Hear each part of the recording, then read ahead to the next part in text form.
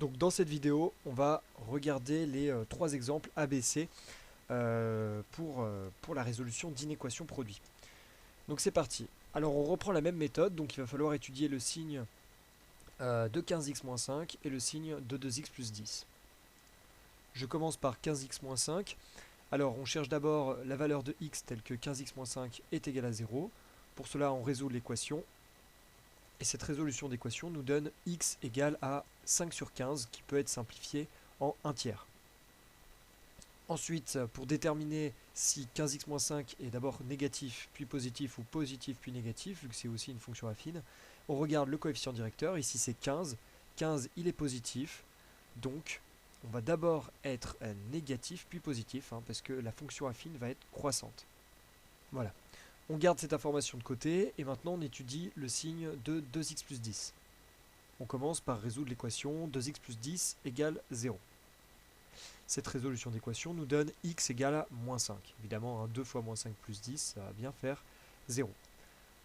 On regarde le coefficient directeur de la fonction affine 2x plus 10. Ici, c'est 2. 2 est positif, donc ça va être également d'abord négatif, puis positif. Voilà, on a fait le plus dur. Maintenant, on introduit toutes ces informations dans le tableau. La première chose, c'est d'abord de mettre nos deux facteurs, 15x-5 et 2x plus 10. Ensuite, on met les deux valeurs particulières de x que l'on a trouvées, 1 tiers et moins 5. Alors ici, moins 5 est d'abord plus petit que 1 tiers, donc on écrit ici moins 5 et ensuite 1 tiers, toujours par ordre croissant. Et on ne met pas de valeur arrondie, ne mettez pas environ 0,33, non, on laisse la valeur fractionnaire, 1 tiers, c'est très bien. On fait des petits pointillés ici, en dessous des deux chiffres qu'on vient de noter, afin de délimiter un peu nos zones. Donc première chose que l'on sait, 15x-5, il vaut 0 pour 1 tiers. Donc je mets un 0 ici, et il est d'abord négatif, puis positif. Donc négatif, négatif, hop, on arrive à 1 tiers, il vaut 0, et ensuite il est positif. 2x plus 10, il est d'abord négatif, puis positif, et il vaut 0 en moins 5. Donc je mets un 0 ici, et voilà, je commence à mettre du moins, et je mets directement ici du plus, parce que négatif, 0, et ensuite on est positif. Il faut changer les signes à partir du moment où on arrive sur le 0. C'est logique. C'est ce qui indique le changement de signe. Bref, ici j'ai fait le plus dur. Maintenant, je peux en déduire le signe du produit. Voilà, dans la dernière ligne, je mets 15x-5 fois 2x plus 10. Et maintenant, je multiplie. Alors, moins fois moins, ça fait plus. Quelque chose fois 0, ça fait toujours 0. Moins fois plus, ça fait moins. 0 fois quelque chose, ça fait toujours 0. Plus fois plus, ça fait plus. J'ai donc fini. Je connais maintenant, enfin presque fini, je connais tout le signe de mon produit. Il est d'abord positif, puis négatif, puis positif. Alors on cherchait quoi nous? Alors on voulait savoir pour quelle valeur de x il était strictement positif. D'accord, ce symbole ici veut dire que ça c'est toujours plus grand que 0, strictement plus grand que 0. Donc on va chercher quoi comme symbole? Eh bien on cherche les plus. Il y a ici un plus et ici un plus. On va être strictement positif. On s'en fiche des zéros, on ne les prend pas en compte. Donc les intervalles qu'il va falloir noter, eh bien c'est tout simplement de moins l'infini, d'accord, jusqu'à moins 5. Mais attention, moins 5, on ne va pas le prendre, puisqu'on ne prend pas le 0 en compte. Et de 1 tiers jusqu'à plus l'infini. Je note ça donc sous forme d'intervalle de la manière suivante. Grand S égale pour signifier l'ensemble des solutions. Alors, 2 moins l'infini jusqu'à moins 5. Alors j'exclus les deux parce que moins l'infini de toute manière est toujours exclu, l'infini. Et moins 5, là on l'exclut, on ne prend pas la valeur. On ne veut pas que ce soit supérieur ou égal à 0, mais juste strictement supérieur. Union, donc en gros auquel j'ajoute l'intervalle de 1 tiers jusqu'à plus l'infini. Et j'exclus le 1 tiers pour la même raison que pour le moins 5, on ne veut pas que ce soit égal à 0. Et voilà, problème résolu. On passe maintenant au suivant, le petit b. Dans cet exercice, je vais déjà aller un petit peu plus vite. Vous allez voir, on a des manières d'écrire les choses un peu plus rapidement.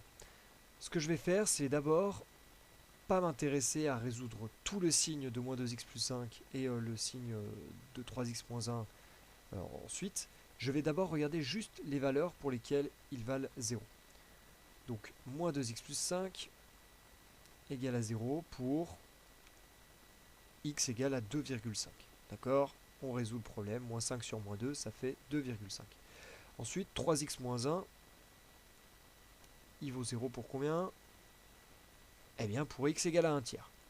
Donc 1 tiers, hein, c'est environ 0,3333333 jusqu'à l'infini et au-delà. Donc, voilà, une fois que j'ai fait ça, je ne vais pas continuer d'étudier leurs signes, je vais directement mettre leurs valeurs dans le tableau. Donc compléter mon tableau comme je l'ai fait précédemment.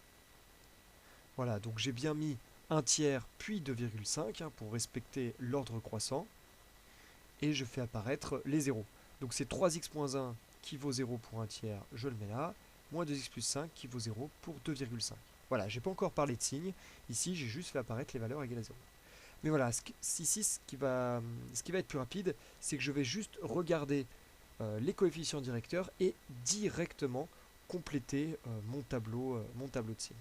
Donc là, le coefficient directeur pour moins 2x plus 5, c'est moins 2. D'accord? Donc il est négatif. Donc comme il est négatif, on sait que notre fonction ici, elle est décroissante. D'accord? Donc comme elle est décroissante, elle va d'abord être positive, puis négative. Voilà, je change le signe à partir du moment où on passe par le 0. Moins 2x plus 5 est d'abord positif pour des valeurs de x plus petites que 2,5 et ensuite négatif pour des valeurs de x plus grands que 2,5. De la même manière, 3x moins 1 ici est positif, enfin pas de la même manière mais différemment, il est positif strictement. Du coup, 3x moins 1 est croissante. Pas très bien écrit, mais on l'a écouté à l'oral. Donc c'est croissant, donc négatif puis positif. D'accord, la droite monte. Voilà. J'en déduis donc le signe du produit. Plus fois moins, ça fait moins. Plus fois plus, ça fait plus. Et moins fois plus, ça fait moins. Et j'oublie pas de marquer les zéros également. Dès qu'un des deux facteurs est nul, le produit est nul. Quelle était la question de base? Qu'est-ce qu'on me demandait de faire? Eh bien, il fallait déterminer l'inéquation produit inférieur ou égal à 0. Il faut que le produit soit inférieur ou égal à 0. Donc là, on arrive sur ce premier cas de figure. Eh bien, je cherche les moins et je cherche les zéros. Cela correspond donc au moins ici, au 0 là, au 0 là et au moins là. Donc à tout l'intervalle de moins l'infini jusqu'à 1 tiers inclus et de 2,5 jusqu'à plus l'infini inclus. Et voilà, notre ensemble de solutions est celui-ci.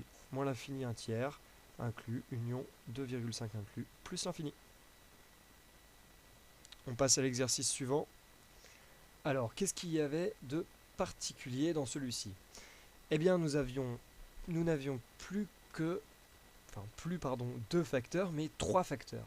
Alors, comment on va s'en sortir? Comment on va faire si on a trois facteurs? Eh bien, la méthode est exactement la même. C'est-à-dire qu'on va étudier le signe de chaque facteur. Donc le signe de 5x moins 5, moins 7x plus 14 et de x plus 10. On a juste un facteur de plus à faire rentrer dans notre tableau. Donc le tableau, il va plus avoir seulement 4 lignes, mais une ligne supplémentaire. On en rajoute une. Et voilà. C'est parti. On va commencer par étudier donc, de regarder pour chaque terme quand est-ce qu'ils sont égaux à 0. Alors on trouve que le premier facteur s'annule pour 1, le deuxième pour 2 et le troisième pour moins 5. On rentre donc toutes ces données dans le tableau en mettant bien les valeurs de x de manière croissante. Donc on commence par moins 5, ensuite 1, puis 2. Et ensuite plus l'infini. Qu'est-ce qui se passe si jamais vous avez deux fois la même valeur? Imaginons qu'on aurait trouvé ici x égale à 2 et là x égale à 2. Eh bien vous mettez qu'une seule fois votre nombre 2 ici dans la ligne des x et vous spécifiez 0 en dessous pour toutes les lignes, pour tous les facteurs qui sont présents, qui s'annulent pour x égale à 2.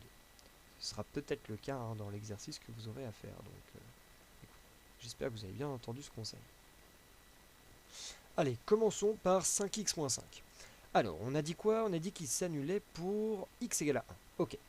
Ensuite, son coefficient directeur, 5, est positif. Donc, la fonction affine 5x moins 5 est croissante, et donc commence par le bas, donc elle est d'abord négative, puis elle vaut 0, puis elle est positive. Moins 7x plus 14. Donc moins 7x plus 14, qu'est-ce qu'on a? Ça s'annule pour x égale à 2, je mets un 0 ici, et on a un coefficient directeur négatif. Donc la fonction affine est moins 7x plus 14 est décroissante, donc elle part du haut pour descendre. On est d'abord positif, puis à un moment on vaut 0, et ensuite on est négatif. Le dernier, 2x plus 10, le dernier facteur, vaut 0 en x égale à moins 5, et coefficient directeur positif, donc on est d'abord négatif, puis on vaut 0, puis on est positif. Négatif, puis positif, on est croissant. Voilà. Alors, on voit pas très bien, mais ici j'ai mis le produit, 5x moins 5, moins 7x plus 14, fois 2x plus 10, dans la dernière ligne. Et comment je vais faire maintenant? Pour déterminer le signe, tiens, j'ai une ligne en plus par rapport aux exercices précédents. J'utilise encore une fois tout simplement de la logique. J'ai un produit, pas de 2 facteurs, de 3 facteurs, ok, mais je sais ce que ça fait avec la règle des signes. Si mon premier facteur est négatif, le deuxième positif et le troisième négatif, eh bien, moins fois plus, ça va nous faire moins, et encore fois moins, ça va nous faire plus. D'accord? On fait juste par étape. Par étape, moins fois plus, ça fait moins, et ensuite, du coup, si on a moins, fois moins, ça fait plus. Ici, moins fois plus, ça fait moins, fois plus, ça reste moins, négatif.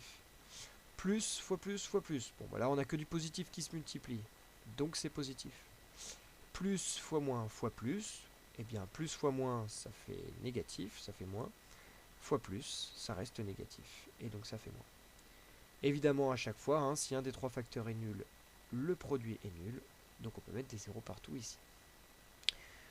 On nous demandait quoi? Eh bien, il fallait que ce soit, regardez bien, strictement négatif. Donc, on s'intéresse uniquement aux zones où il y a du moins, c'est-à-dire là et là. Donc, l'intervalle de moins 5 à 1 et de 2 jusqu'à plus l'infini. On exclut tout, puisque ici on veut être strictement négatif, donc ne pas être égal à moins 5, ni à égal à 1, ni égal à 2, ni plus l'infini, parce que sinon là, on serait égal à 0, et puis plus l'infini on l'exclut toujours. Donc la solution finale est de moins 5 à 1, union 2 plus l'infini. Et voilà, on a fini les exercices. Donc prenez bien le temps de re-regarder cette vidéo si vous avez un petit peu de mal, et surtout la vidéo de cours, c'est là où je donne le plus de détails dans la vidéo de cours, donc normalement je réponds à, j'espère, toutes les questions.